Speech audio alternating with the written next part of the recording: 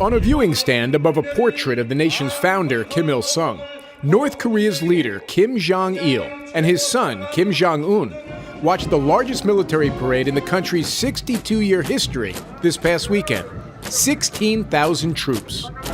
These parades take place every 5 or 10 years here in North Korea, but what makes this one different is us.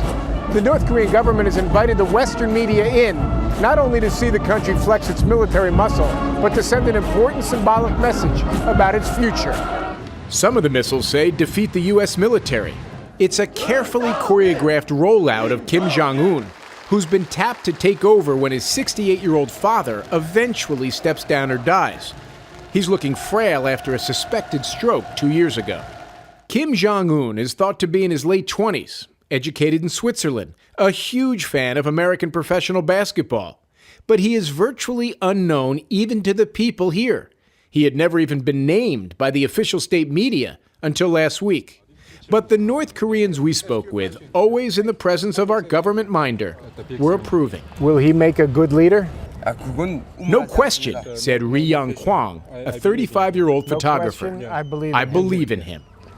As you can see, calling the country's founder, Kim Il-sung, larger than life is actually a bit of an understatement here in North Korea. His image dominates all parts of life.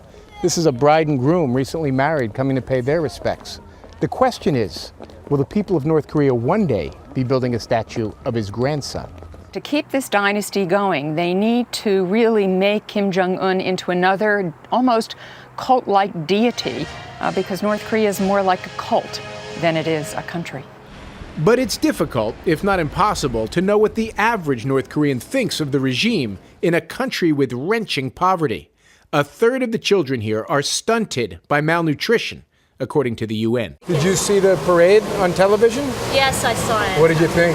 Well, it's wonderful, isn't it? Jang So-hyung, our guide at a flower show in Pyongyang, was quite chatty until we asked her about the heir apparent. What did you think when you saw Kim Jong-un on television?